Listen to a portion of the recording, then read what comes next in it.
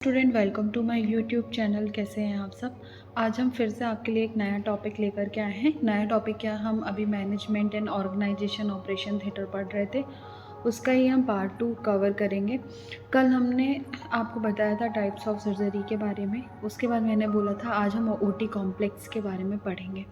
तो हम आपको बताएंगे कि ओटी कॉम्प्लेक्स आखिर कहलाता क्या है और ओटी कॉम्प्लेक्स जो कॉम्प्लेक्स होता है उसके अंतर्गत क्या क्या आता है। ठीक है, तो सबसे फर्स्ट पॉइंट आप देख रहे होगे, लिखा है operation theatre. Operation theatre where surgical operations and certain diagnostic procedure are carried out. Next है operating suite and theatre suite. OT with ancillary areas, anaesthesia room, rooms for instrument trolleys, a disposable room, a scrubbing and gowning area.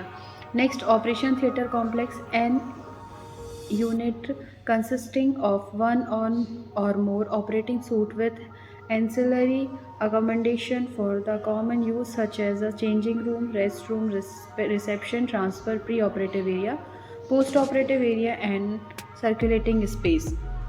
OT complex में क्या क्या आता है, तो OT complex की आदि मैं बात करूँ तो ऑपरेशन थिएटर एक ऐसी जगह होती है जहाँ पे सर्जिकल प्रोसीजर के थ्रू ऑपरेशन करके पेशेंट की जो भी प्रॉब्लम होती है उनको सॉल्व किया जाता है। ठीक है, ऑपरेटिंग सूट और थिएटर सूट सहायक जो भी ओटी में एनेस्थीसिया एरिया होता है, इंस्ट्रूमेंट ट्रॉली जहाँ पे लगाते हैं, जहाँ पे जो भी कचरा होता है उसको डिस्कार्ड किया जाता है, स्क्रबिंग जी की जाती है, गाउनिंग की जाती है, वो पूरा एक ऑपरेटिंग सूट कहलाता है या जिसको हम थिएटर सूट कहते हैं। ऑपरेटिंग सूट मतलब जहाँ पे ये बहुत सारे काम किए जाते हैं, जैसे फॉर एग्जांपल एनेस्थीसिया रूम बनाया जाता है जहाँ पे सर्जरी के पहले एनेस्थीसिया की प्रिपरेशन की जाती है, instrument trolley preparation, disposable room, सारी चीज़ों को डिस्कार्ड किया जाता है, स्क्रबिंग एंड गाउनिंग वगैरह किया जाता है। तो ये सारे काम जिस एक एरिया में करते हैं हम उसको ऑपरेटिंग सूट बोलते हैं या थिएटर सूट बोलते हैं।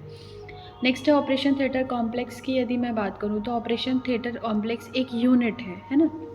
इसमें बहुत सारे सूट्स होते हैं। जैसे मैं आपको बोलूँ, आपने बोला यह एक घर है, तो यह एक घर है, तो घर की डेफिनेशन में एक घर मतलब 4 दीवारों का नहीं होगा, वो बहुत सारे अपने अपने एक रूम, जैसे कि आपका किचन हो गया, स्टोर रूम हो गया, बेडरूम हो गया, वॉशरूम हो गया, और बहुत सारे रूमों को मिला कर के घर बना। वैसे जो ऑपरेशन थिएटर यूनिट है जिसको मैं बोलूँ एक कॉम्प्लेक्स है, वो भी छोटे छोटे अलग अलग रूमों से मिलकर के, अलग अलग चीज़ों से मिलकर के बना हुआ है। जब वो सारे उसका डिपार्टमेंट से या सारे रूम मिलकर के तैयार हो जाते हैं तब हम उसको ओटी बोलते हैं। ठीक है, तो ऑपरेशन थिएटर के अंतर्गत भी जैसे चेंजिंग रूम आता है जहाँ पे हम जा कर के सबसे पहले चेंज करते हैं, ओटी की ड्रेस वेयर करते हैं।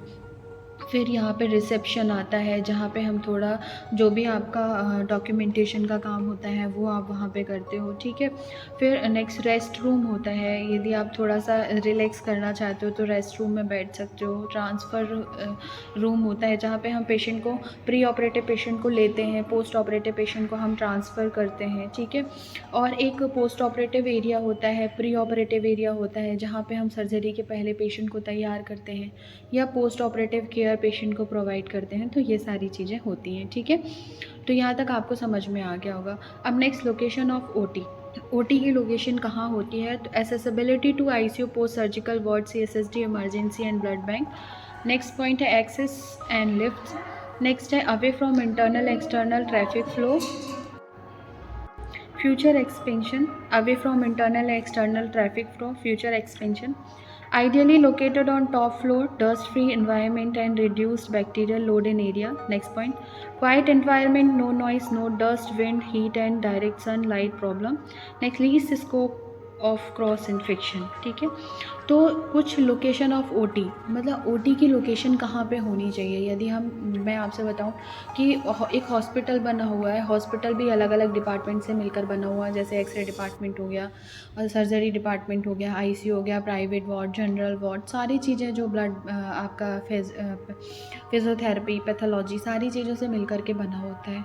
तो अभी जो ऑपरेशन थिएटर कॉम्प्लेक्स है वो कहाँ पे लोकेटेड होना चाहिए, तो उसके पॉइंट्स बताए गए हैं। First, ICU, post surgical ward, CSST और इमरजेंसी ब्लड बैंक तक पहुंच सके। मतलब आपका ओटी कॉम्प्लेक्स ऐसी जगह पे होना चाहिए जहां पे आप इजीली आईसीयू तक जा सको, पोस्ट सर्जिकल वार्ड, ऑपरेशन के बाद जब हम पेशेंट को पोस्ट ऑप सर्जिकल वार्ड में पेशेंट को रखते हैं, अब वहाँ पे ईज़िली जा सको। CSSD डिपार्टमेंट आपके OT से पास में होना चाहिए। इमरजेंसी की सुविधाएं आपके OT से पास में होना चाहिए। ब्लड बैंक या कोई भी मेडिसिन वगैरह अवेलेबल करानी है तो ऐसी जगह पे OT का लोकेशन होना चाहिए। नेक्स्ट, आप ऐसी जगह पे लोकेटेड हो OT की लिफ्ट तक ईज़िली पहुंच सको, ठीक है। आपको हॉस्पिटल के अंदर ही आपको इंटरनल कहीं जाना है, मतलब away from internal external traffic flow, आपको हॉस्पिटल के अंदर ही कहीं जाना है या हॉस्पिटल से बाहर कहीं जाना है ट्रैफिक फ़्लो, तो आप ईज़िली ट्रांसफ़र कर सको पेशेंट को और आप भी आ जा सको, ठीक है। फ्यूचर में आप यदि अपनी OT को बढ़ाना चाहते हो, आपके पेशेंट और बढ़ गए हैं, हॉस्पिटल बेड बढ़े हुए हैं, तो आप ऐसे एरिया में बनाओ कि आप OT का साइज़ और भी बढ़ा सको, ठीक है। ज़्यादातर जो OT होती है वो टॉप फ्लोर में होना चाहिए, टॉप फ्लोर में होना चाहिए, क्योंकि टॉप फ्लोर में होने से मतलब क्या है, नीचे बहुत ज़्यादा पॉल्यूशन होगा और लोग आएंगे जाएंगे। ऐसी जगह पे होना चाहिए जहाँ पे लोगों का आना जाना कम हो, है ना। तो ऐसे में क्या होगा, इन्फेक्शन नहीं होगा।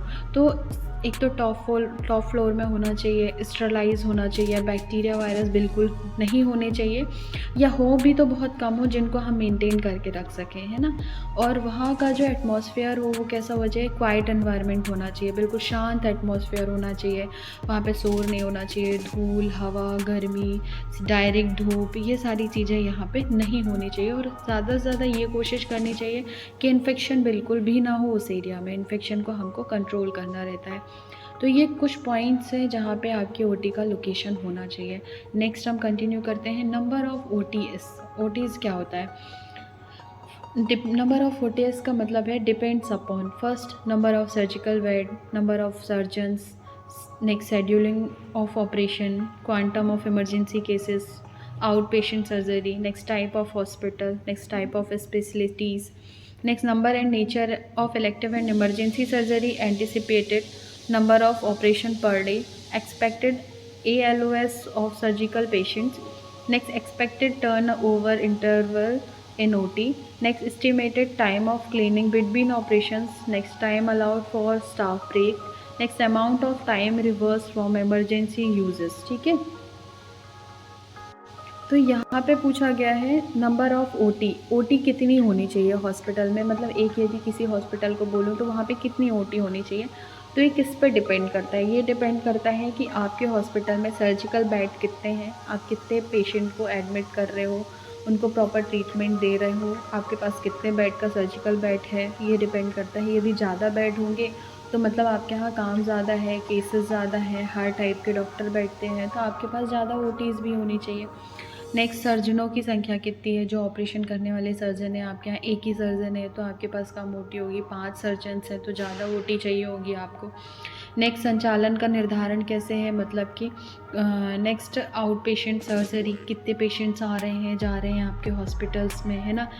फिर नेक्स्ट क्या है यहाँ पे, quantum of surgery case, emergency cases कितने लेते हो आप, ठीक है। टाइप्स ऑफ हॉस्पिटल, किस टाइप का हॉस्पिटल है आपका, कौन कौन सी सर्जरी होती है, ऑर्थो, गायनी, न्यूरो, कौन सी सर्जरी होती है। टाइप्स ऑफ स्पेशलिटीज़, आपके हॉस्पिटल में कौन सी स्पेशलिटीज़ है ना। आप न्यूरो का बहुत अच्छा काम देखते हो या ऑर्थो का बहुत अच्छा काम देते हो, ऐसे। Next, number and nature of elective and emergency surgery anticipated, ठीक है। आप मतलब वैकल्पिक सर्जरी भी लेते हो, इमरजेंसी सर्जरी कितनी होती है आपके यहाँ, ठीक है। डेली एक्सपेक्टेड वाला सर्जिकल पेशेंट, डेली प्रतिदिन कितनी सर्जरीज़ होती हैं आपके यहाँ। टर्नओवर इंटरवल इन 8 OT, ठीक है। OT में कितना टर्नओवर है आपका, ये आपको दिखाना पड़ता है, ठीक है।